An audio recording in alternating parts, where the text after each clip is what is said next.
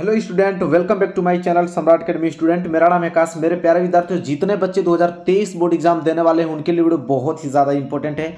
आज मैं महत्वपूर्ण 20 बहुविकल्पीय प्रश्न डिस्कस करने वाला हूं सामाजिक विज्ञान का।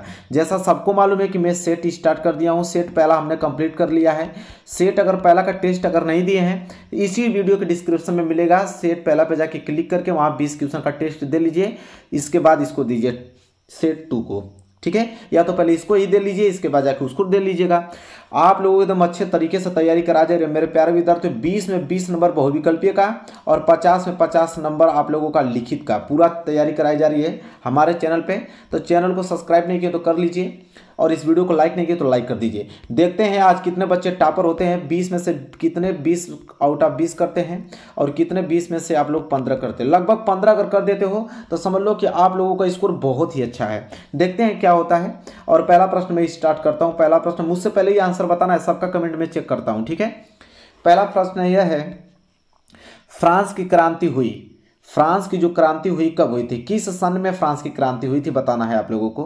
1788 ईस्वी में, 1789 ईस्वी में, 1790 ईस्वी में, 1787 ईस्वी में। 4 सन दिया हुआ है और आपको बताना है कि फ्रांस की क्रांति किस सन में हुई थी। हमसे पहले ही आप लोग कमेंट कीजिए ताकि मैं आप लोगों का चेक कर पाऊँ कि आप लोगों ने सही दिया है या गलत दिया है। तो इसका राइट आंसर हो जाएगा बी, 1789 ईस्वी में फ्रांस की क्रांति हुई 1789 में। आगे बढ़ेंगे, अगला प्रश्न देखेंगे। प्रश्न नंबर दूसरा बहुत इंपॉर्टेंट है, क्या है देखते हैं। जूसेफे मेसनी द्वारा स्थापित गुप्त संगठन था। जूसेफे मेसनी द्वारा स्थापित गुप्त संगठन था कौन। Young Italy, young France, young Prussia, young Germany. बताइए क्या होगा राइट आंसर। क्वेश्चन नंबर दूसरे का बहुत ही ज़्यादा महत्वपूर्ण प्रश्न है, हर साल एग्जाम में प्रश्न आते हैं। जूसेफे मेसनी द्वारा स्थापित गुप्त संगठन का नाम क्या है। इसका राइट आंसर हो जाएगा ए, यंग इटली। जितने लोगों ने ए पे क्लिक किया होगा उनका आंसर बिल्कुल 100% सही है। इसी के साथ आगे बढ़ेंगे। क्वेश्चन नंबर तीसरा देखिए। क्वेश्चन नंबर तीसरा बताइए, असहयोग आंदोलन का मुख्य कारण क्या था। जो असहयोग आंदोलन था उसका मुख्य कारण क्या था। Option A Rowlatt Act, option B प्रथम विश्व युद्ध और ऑप्शन सी खिलाफत आंदोलन और ऑप्शन डी प्रथम विश्व युद्ध।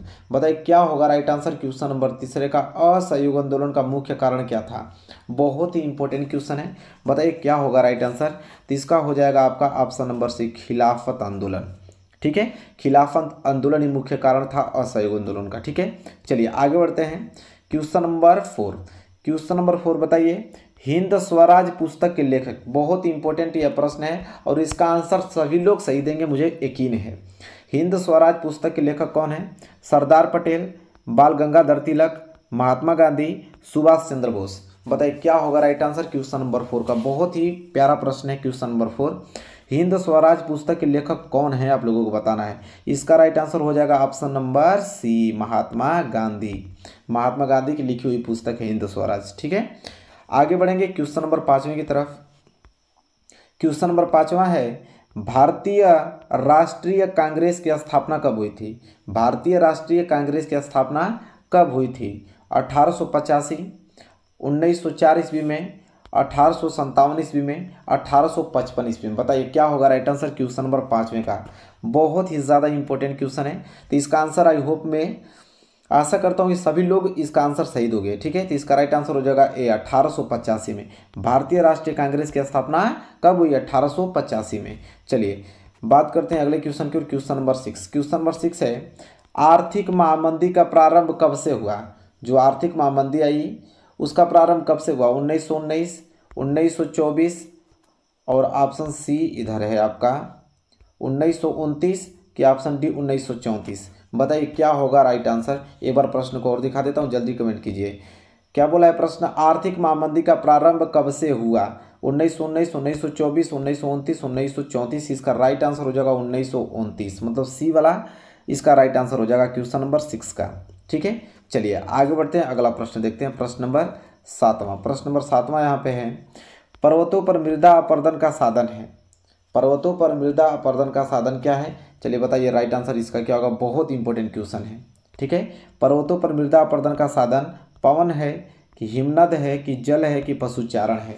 बताइए क्या होगा राइट आंसर क्वेश्चन नंबर 7वें का। बहुत इंपॉर्टेंट क्वेश्चन है। तो देखिए पर्वतों पर जो मृदा का अपर्दन का साधन है वो हिमनद है। क्या है, हिमनद। ऑप्शन बी इस क्वेश्चन का राइट आंसर हो जाएगा। ठीक है, चलिए इसी के साथ आगे बढ़ेंगे। क्वेश्चन नंबर 8वां देखिए, क्वेश्चन नंबर 8वां क्या है, कह रहा है निम्नलिखित में से एक मिट्टी का प्रकार नहीं है। कौन मिट्टी का प्रकार नहीं है, काली, पीली, लेटराइट की सीमेंट। तो ये तो नॉर्मल बच्चा भी इसका आंसर दे देगा भाई। ठीक है, तो जल्दी से कमेंट करके बताइए क्या होगा। निम्नलिखित में से एक मिट्टी का प्रकार नहीं है भाई, सीमेंट। काली मिट्टी होती है, पीली मिट्टी भी होती है, लेटराइट मिट्टी भी, सीमेंट मिट्टी थोड़ी होती है। ठीक है, चलिए आगे बढ़ेंगे। प्रश्न नंबर 9, प्रश्न नंबर 9 है यहाँ पे, चिपको आंदोलन संबंधित है। चिपको जो आंदोलन चला था वो किससे संबंधित है, मृदा संरक्षण से, वन संरक्षण से, जल संरक्षण से, वायु संरक्षण से। बताइए क्वेश्चन नंबर 9 का राइट आंसर क्या होगा। बहुत इंपॉर्टेंट क्वेश्चन है। ठीक है, तो बताइए फटाफट आंसर दीजिए, क्वेश्चन नंबर 9 का राइट आंसर क्या होगा। ठीक है, तो इसका राइट आंसर हो जाएगा चिपको आंदोलन। देखिए चिपको आंदोलन वन संरक्षण के लिए चलाया गया था। ठीक है, मनुष्य इसको चिपक कर उसकी रक्षा करते थे, मतलब पूरा ध्यान देते थे कि कोई इसको पेड़ को काट ना पाए। ठीक है, चिपको आंदोलन उसके लिए चलाया गया था, वन संरक्षण के लिए। आगे बढ़ते हैं, प्रश्न नंबर 10वां देखिए, प्रश्न नंबर 10वां है, सुंदरवन राष्ट्रीय पार्क किस राज्य में स्थित है। सुंदरवन राष्ट्रीय पार्क जो है किस राज्य में स्थित है, असम में, उड़ीसा में, पश्चिम बंगाल में, मध्य प्रदेश में। बताइए राइट आंसर क्या होगा क्वेश्चन नंबर 10वें का। बहुत इंपॉर्टेंट क्वेश्चन है। सुंदरवन पूछा है, सुंदरवन राष्ट्रीय पार्क किस राज्य में स्थित है, तो इसका राइट आंसर हो जाएगा पश्चिम बंगाल में। कहाँ पे, पश्चिम बंगाल में स्थित है। ठीक है, आगे बढ़ेंगे, अगला प्रश्न देखते हैं, प्रश्न नंबर 11वां। प्रश्न नंबर 11 है यहाँ पे कि भारत में पवन ऊर्जा का विशाल केंद्र कहाँ स्थित है। बहुत प्यारा प्रश्न है, हर साल एग्जाम में आता है यह प्रश्न। ठीक है, भारत में पवन ऊर्जा का विशाल केंद्र कहाँ स्थित है, उत्तराखंड, तमिलनाडु, सौर ऊर्जा की प्राकृतिक गैस। ठीक है, बताइए, वेरी वेरी मोस्ट इंपॉर्टेंट है। तो देखिए यहाँ पे जो इसका राइट आंसर होगा आप लोग देख लीजिए। तो एक चीज़ और मैं आपको बता रहा हूँ कि भारत में पवन ऊर्जा का विशाल केंद्र कहाँ स्थित है, तो उत्तराखंड, तमिलनाडु, यह जो आप लोगों का राज्य का नाम होना चाहिए। हालांकि हमने यहाँ टाइपिंग गलत किया है। ठीक है, हालांकि इसका आंसर आपको मालूम चल जाएगा कि दूसरा ही होगा, इसका तमिलनाडु होगा। ठीक है, तो भारत में पवन ऊर्जा का विशाल केंद्र कहाँ स्थित है, तमिलनाडु में। सौर ऊर्जा प्राकृतिक गैस से थोड़ी होता है। ठीक है, ये टाइप करने में मिस्टेक हो गया हमसे, लेकिन भारत में पवन ऊर्जा का विशाल केंद्र ऑप्शन बी तमिलनाडु ही होता है, इतना याद रखिएगा आप लोग। ठीक है, आगे बढ़ते हैं, अगला प्रश्न देखते हैं, प्रश्न नंबर 12। प्रश्न नंबर 12 क्या है यहाँ पे, एंथ्रेसाइट का संबंध किस खनिज से है। एंथ्रेसाइट का जो संबंध है किस खनिज से है, बताइए। तांबा से, बॉक्साइट से, सोना से, कोयला से। क्या होगा राइट आंसर क्वेश्चन नंबर 12 का। एंथ्रेसाइट पूछा है, एंथ्रेसाइट का संबंध किस खनिज से है, इसका राइट आंसर हो जाएगा डी, कोयला से है। एंथ्रेसाइट का जो संबंध देखें किस खनिज से है, कोयला से है। ठीक है, आगे बढ़ेंगे, प्रश्न नंबर 13 देखिए, प्रश्न नंबर 13 महत्वपूर्ण प्रश्न है। कह रहा है कि भारत में वायु परिवहन का राष्ट्रीयकरण कब किया गया। भारत में वायु परिवहन का राष्ट्रीयकरण कब किया गया, 1950 में, 1953 में, कि ऑप्शन सी में यहाँ पे दिखाता हूँ 1960 में, कि ऑप्शन डी 1998 में। बताइए क्या होगा राइट आंसर क्वेश्चन नंबर 13 का। बहुत मोस्ट इंपॉर्टेंट है। तो देखिए प्रश्न हमसे पूछा गया था यहाँ पे कि भारत में वायु परिवहन का राष्ट्रीयकरण कब किया गया, 1953 में किया गया। ठीक है, चलिए आगे बढ़ते हैं, प्रश्न नंबर 14 देखते हैं। बहुत इंपॉर्टेंट प्रश्न है, क्या है देखते हैं। पश्चिमी रेलवे का मुख्यालय कहाँ स्थित है। बहुत इंपॉर्टेंट क्वेश्चन है। पश्चिमी रेलवे का मुख्यालय स्थित है दिल्ली में, कोलकाता में, मुंबई में, कि अमृतसर में। बताइए क्वेश्चन नंबर 14 का राइट आंसर क्या होगा। बहुत इंपॉर्टेंट है, पश्चिमी रेलवे का मुख्यालय कहाँ पे स्थित है भैया, तो इसका राइट आंसर हो जाएगा मुंबई में, ऑप्शन सी। कहाँ पे स्थित है, मुंबई में स्थित है। आगे बढ़ेंगे और अगला प्रश्न देखेंगे, प्रश्न नंबर 15। देखिए प्रश्न नंबर 15 क्या है यहाँ पे, श्रीलंका में निम्नलिखित में से कौन सा बहुसंख्यक वर्ग है। श्रीलंका में निम्नलिखित में से कौन सा बहुसंख्यक वर्ग है, तमिल, ईसाई, कि सिंहली, कि मुस्लिम। बताइए क्या होगा राइट आंसर क्वेश्चन नंबर यहाँ पे 15। बहुत इंपॉर्टेंट क्वेश्चन है। तो इसका राइट आंसर हो जाएगा कि श्रीलंका में निम्नलिखित में से बहुसंख्यक वर्ग सिंहली है। ठीक है, चलिए ऑप्शन सी इस क्वेश्चन का राइट आंसर हो जाएगा। आगे बढ़ते हैं क्वेश्चन नंबर 16 की तरफ। क्वेश्चन नंबर 16 जो है वह है कि संविधान के अनुसार भारत की राजभाषा है। संविधान के अनुसार भारत की राजभाषा है हिंदी, उर्दू, संस्कृत की अंग्रेजी। तो ये भी बहुत नॉर्मल क्वेश्चन है, इसका आंसर भी सभी लोग सही देंगे कि संविधान के अनुसार भारत की जो राजभाषा है वो कौन सी है। सिंपल इसका जवाब होना चाहिए कि हिंदी है। तो 16 का क्या हो जाएगा, ए राइट आंसर हो जाएगा। ठीक है, आगे बढ़ते हैं, प्रश्न नंबर 17 बताइए क्या है। निम्नलिखित में से कौन सा भारत का संघीय राज्य नहीं है? संघीय राज्य नहीं है, ठीक है, भारत का। उत्तर प्रदेश, महाराष्ट्र, पंजाब की दिल्ली, ठीक है, बताइए क्या होगा राइट आंसर क्वेश्चन नंबर 17 का।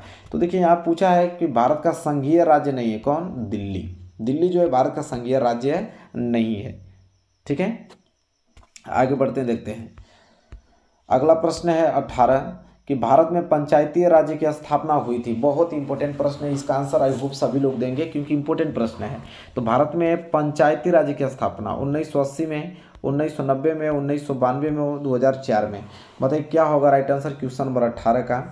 तो देखिए पूछा है हमसे कि भारत में पंचायती राज्य की स्थापना, तो 1992 आप लोग क्लिक करोगे, 1992 में हुआ था, ठीक है।